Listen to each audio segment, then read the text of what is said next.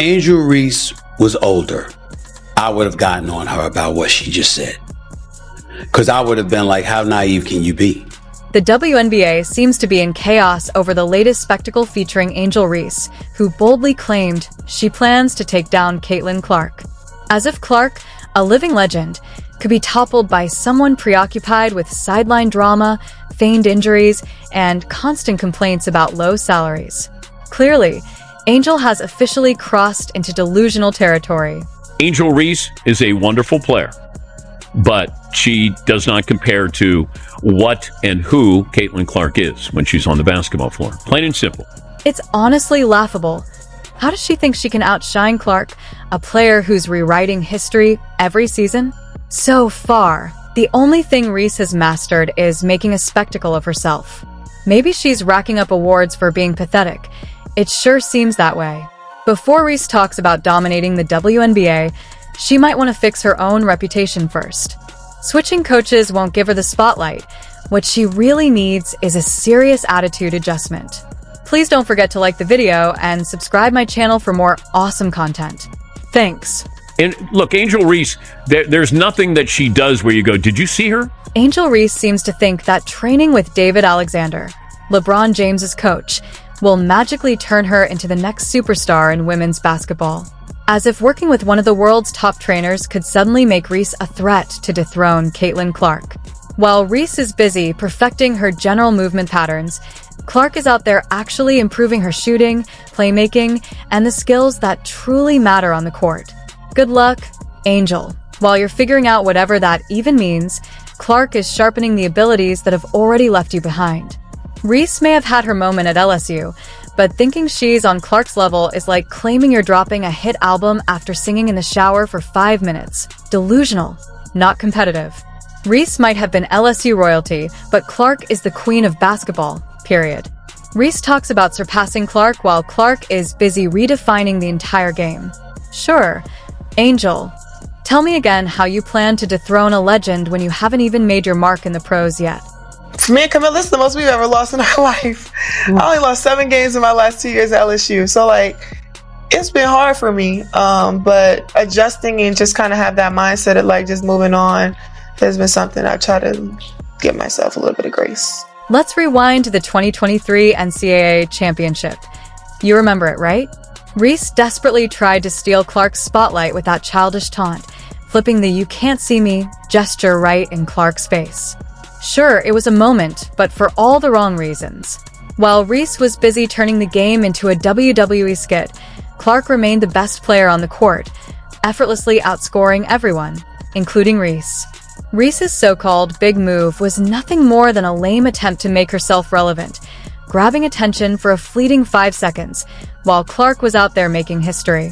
Seriously, you can't make this stuff up.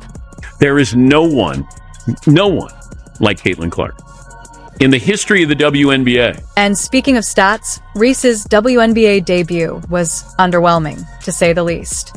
Caitlin Clark burst onto the league, averaging 19.2 points per game and racking up assists like a seasoned pro.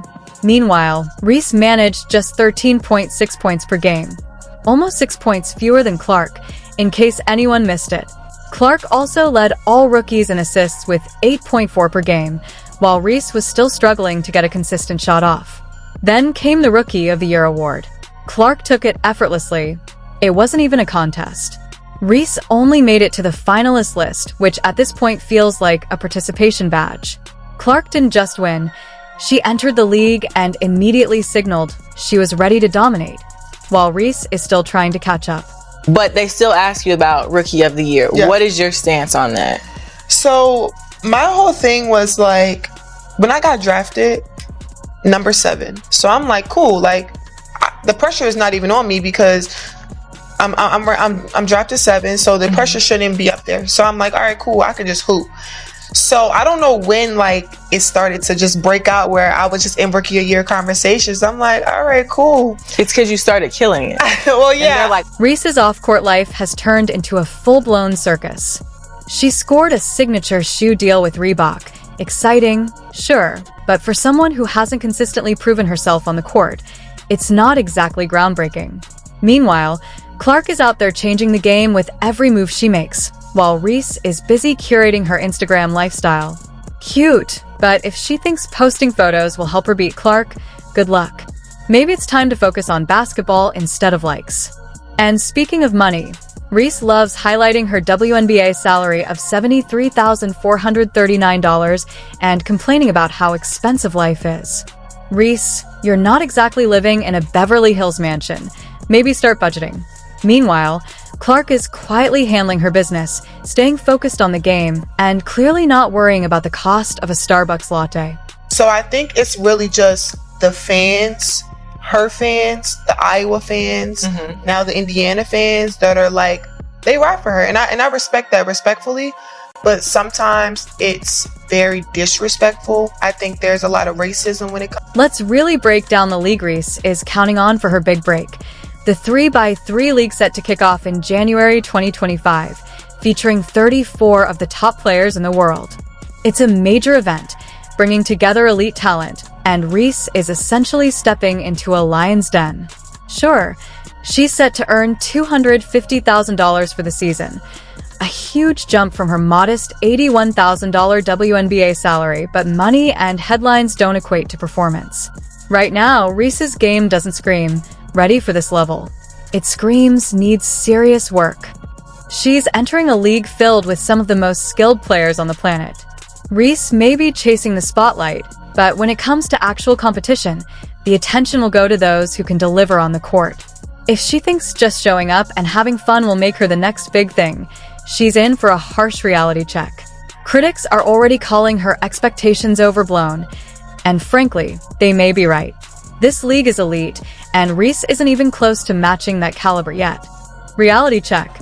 Reese can talk all she wants about surpassing Clark, but words alone won't get her anywhere in professional basketball. Talk is cheap. If you want to challenge the best, you need the talent to back it up. Right now, Reese's mouth is doing more work than her game. She's making bold claims, but she lacks the skills to make them real. Clark has already proven she's the genuine article, while Reese is still stuck in the I'll get there someday phase. Even as Reese trains with one of the best in the business, Clark is out on the court grinding, putting in the work that truly counts. You can't buy your way to being the best. You can't just train with top trainers and expect to dethrone a legend. It takes years of dedication, consistent effort, and above all, while Reese is busy being coached on her general movement patterns, Clark is making history every time she steps on the court. So when Reese talks about dethroning Clark, the only thing she's likely to dethrone is her grip on reality. This new 3x3 league is a great chance for Reese to gain exposure, but it could also highlight just how wide the gap is between her and Clark. It's easy to claim you'll take over when no one is challenging you, but facing true elite competition is a whole different story. Right now, Reese is far from Clark's level. If she doesn't step up her game and stop pretending she's already there, she'll remain just a footnote in Clark's journey, not the one to dethrone a legend.